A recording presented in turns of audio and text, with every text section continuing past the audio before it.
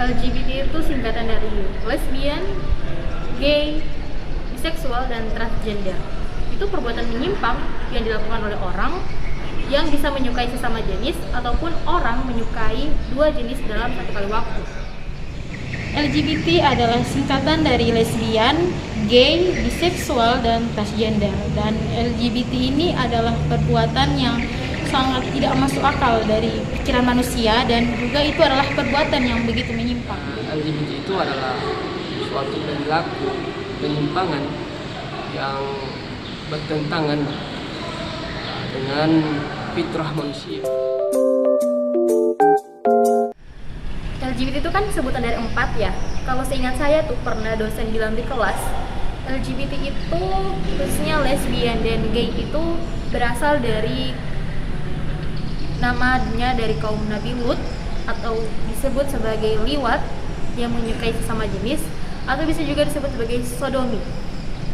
Dan memang dalam Al-Quran tidak disebutkan secara khusus LGBT karena itu adalah istilah yang baru muncul, akan tetapi isyarat-isyaratnya sudah ada dalam Al-Quran, dan itu disandarkan kepada kisah kaum Nabi Lut, sehingga untuk lesbian, gay, dan biseksual itu bisa disebut sebagai liwat dalam Al-Quran.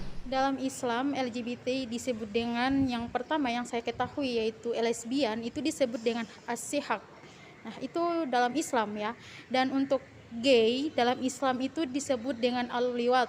Nah, al-liwat ini dinisbatkan kepada kaum Nabi Lut yang pada saat itu maraknya menyukai sesama jenis, yaitu antara lelaki dan lelaki. Akan tetapi untuk yang biseksual dengan transgender, untuk saat ini saya belum menemukan dalam Islam pengertian dari transgender dengan biseksual tersebut. Dalam Islam itu LGBT biasa disebut dengan as-sihak dan al-liwat. As-sihak ini sebutan lesbian atau yang sesama jenis, sedangkan al-liwat ini untuk seorang laki-laki yang menyukai sesama jenis. Banyak sih faktornya. Pertama, itu dipengaruhi oleh lingkungan pertemanan. Kedua, dari tuntunan kita sehari-hari ketika bacaan. Apalagi dengan zaman sekarang teknologi makin canggih, itu bisa berbahaya bagi anak muda. Bisa saja berkemungkinan besar untuk mendapatkan dampak perbuatan yang menyimpang. Jadi hati-hati guys dalam berteknologi. Faktor terjadinya LGBT menurut saya yaitu yang pertama dari pertemanan, dan yang kedua keluarga, dan yang ketiga faktor genetik, karena mungkin ada keluarga yang mempunyai kelainan seperti yang dia alami. Dan mengapa faktor pertama yaitu pertemanan? Karena banyak kita lihat teman-teman, banyak yang kita lihat bahwa ada yang menyukai sesama jenis, dan ada juga pertemanan antara laki-laki yang lebih nyaman berteman dengan perempuan, dan itu bisa menjadi salah satu faktor adanya LGBT. Ada beberapa faktor penyebab dari LGBT ini. Yang pertama dari faktor keluarga. Ada yang saya pernah mendengar bahwa anak laki-laki itu jangan dikasih boneka karena takutnya bisa menyebabkan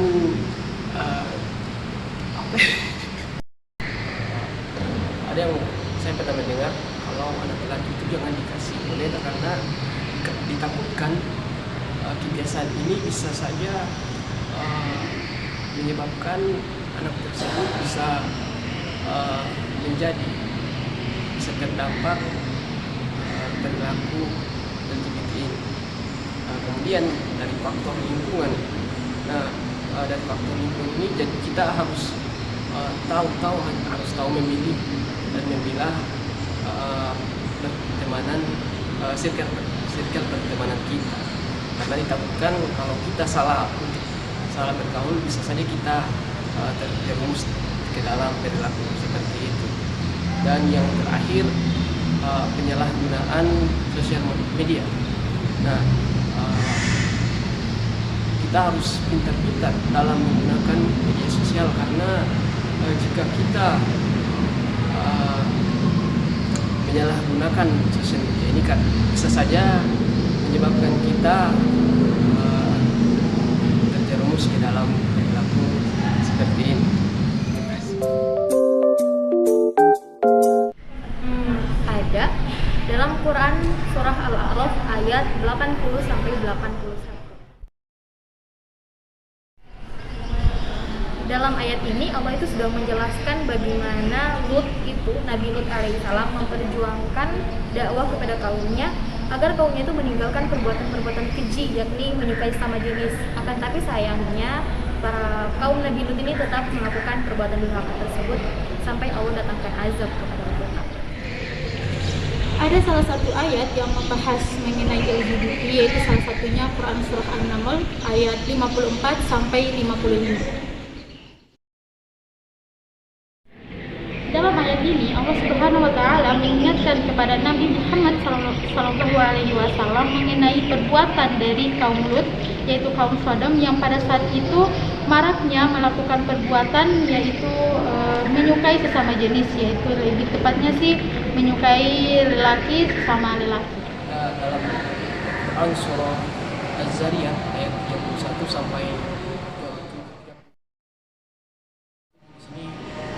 menceritakan tentang para malaikat yang diutus pada kaum Nabi Lut untuk membinasakan mereka dengan kirim batu dari sijil atau tanah yang keras yang ada tandanya.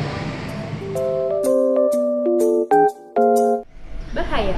Saya pernah baca dan dengar dari salah satu pernyataan dokter bahwa salah satu penyebab terbesar penyakit HIV/AIDS itu adalah dari perbuatan LGBT. LGBT dalam ilmu kesehatan itu pasti akan menimbulkan penyakit, yaitu salah satunya penyakit kanker anal atau tumor. Ini khususnya para gay, yaitu para laki-laki yang menyukai lelaki, dengan sehingga resikonya itu sangat tinggi bagi para gay karena ini bisa menyebabkan penyakit kanker anal. Adapun penyakit yang sudah banyak orang kenal yaitu penyakit AIDS. Jadi menurut saya bahaya atau tidaknya ini sangatlah berbahaya bagi kesehatan kita. Ya, dampak dari LGBT dalam kesehatan ini ada beberapa, di antaranya bisa menyebabkan kanker anal atau tumor. Nah, kanker ini biasa beresiko tinggi pada para gay karena mereka melakukan hubungan seks melalui anal. Jadi mereka sangat beresiko tinggi kena dampak tersebut, dan berikut bisa kena kanker mulut dan bisa juga kena HIV/AIDS.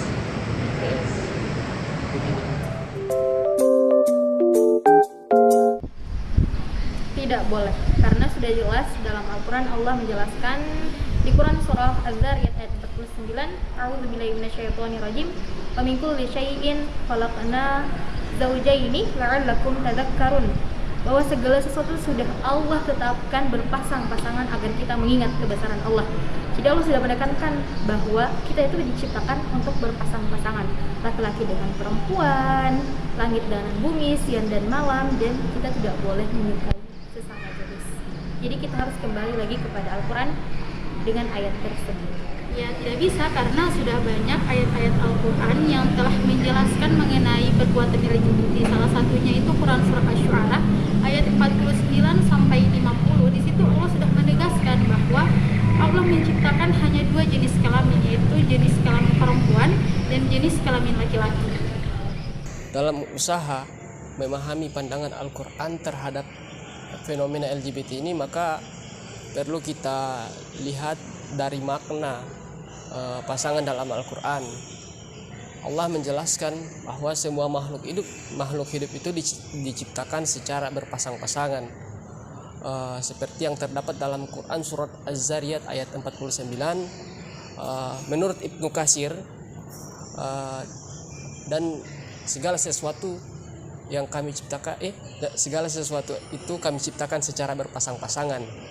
Maksudnya di sini Allah menciptakan semua makhluk hidup itu secara berpasang-pasangan. laki-laki dan perempuan, malam dan siang, matahari dan bulan, langit dan bumi, dan lain sebagainya.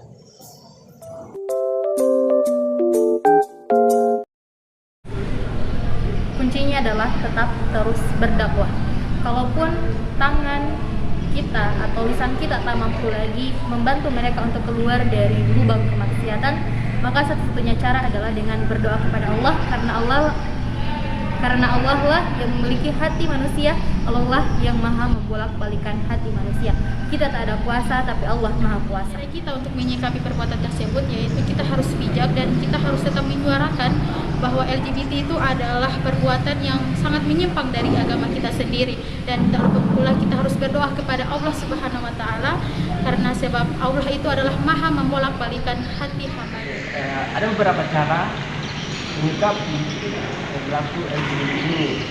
Di antaranya salah satunya dengan memilah dan memilih pergaulan yang akan kita ikuti, karena pergaulan ini sangat beresiko. Jika kita memilih pergaulan yang salah, maka kita bisa saja terjerumus ke dalam perilaku LGBT ini.